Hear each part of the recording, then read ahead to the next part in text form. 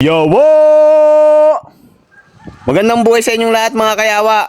Ngayong araw ipapakita ko naman sa inyo kung paano namin kinakarga ang mga nasako ng kopra sa bangka. Para naman magka-idea kayo kung paano to ginagawa ng ating mga mandirigma. Tara, samahan nyo ako at ang ating mga mandirigma. Ayan na nga mga kayawa, inuumpisa ng bayuhin ng ating mga mandirigma ang mga kopras na ibabiyahe natin. Bago ito dalhin sa may pier ay binabayo muna ito o dinadasig sa sakong pinaglalagyan. Ang prosesong ito ang pinakamahirap para sa akin mga kayawa. Dahil nang sinubukan ko tong gawin, isang sako pa lang, ay gamunggo-munggo na ang mga pawis mo. Kaya panigurado, hindi mo na kailangan mag-gym para lumaki ang katawan mo o magpapayat. Pagkatapos din ng prosesong iyan mga kayawa, ay hinakot na nila ang kopras. Kaya ngayon naman, dahil natapos na nilang hakutin ang kopras, ay pupunta na kami sa may pier para ikarga ang kopras sa bangka. At gamit nga ang pambansang service dito sa isla mga kayawa ay inumpisahan na namin ang paglalakbay papunta sa may pier. Dinaanan din namin si Erning alias Chabelito para naman may panlaban kami sa kargahan. Dahil kitang kita nyo naman sa katawan kahit 2 sako ng kopras ay baliwala dyan. Medyo mahirap talaga ang daan dito sa isla mga kayawa kaya sana naman ay matugunan na ng gobyerno ang problema namin dito sa kalsada.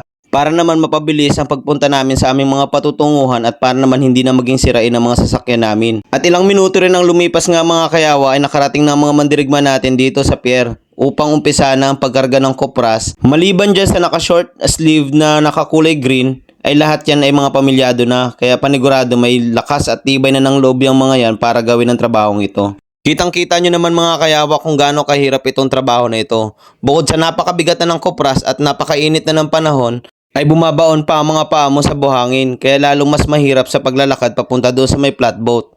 Kaya panigurado bago mo maikarga ang mga kopra sa flatboat ay tagaktak na ang pawis mo at medyo hingal ka na.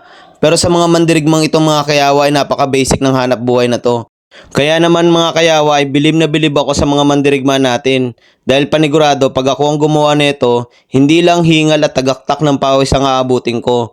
Panigurado pati ang 2 kong yag balls ay mangungulubot din.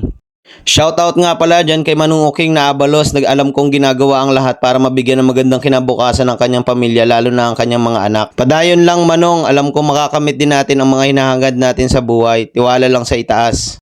At ayan nga mga kayawa, pagkatapos mapuno ng mga mandirigma natin itong flatboat na ginagamit natin, ay dahan-dahan naman nila itong itutulak papunta sa lubid na hihilahin nila para makalapit sa bangka ng pagkakargaan nitong mga kopras.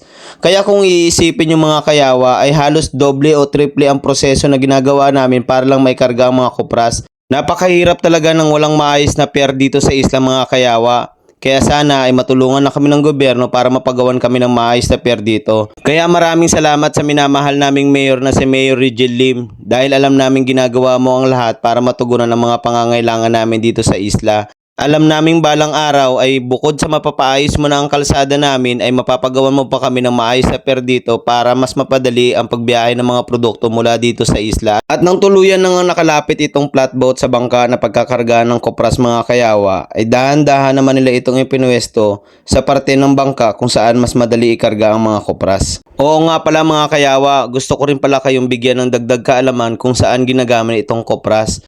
Ang kopras nga pala mga kayawa ay ang ginagamit para makagawa tayo ng cooking oil o coconut oil na ginagamit sa pagluto.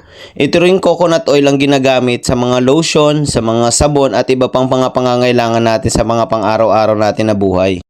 At pagkatapos namang matanggal ang mga coconut oil sa kopras mga kayawa, ang mga sapal naman nito ang ginagamit sa paggawa ng feeds na ginagamit natin bilang pagkain ng mga alaga nating baboy sa ating mga babuyan at ng mga pagkain ng mga manok sa mga poultry natin. Kaya kung iisipin natin mga kayawa ay napakahalaga ng industriyang ito. Dahil bukod sa maraming gamit na ang produkto na nagmumula sa kopras, ay marami rin nabibigyan ng trabaho o hanap buhay ang industriyang ito. Kaya naman patuloy kaming umaasa na mapansin tayo ng gobyerno o ng mga taong nasa posisyon para huwag tuluyang mamatay ang industriya ng coconut farming dito sa Pilipinas. Dahil panigurado, maraming mamamayang Pilipino ang maaapektuhan pag yun ang nangyari dito sa Pilipinas.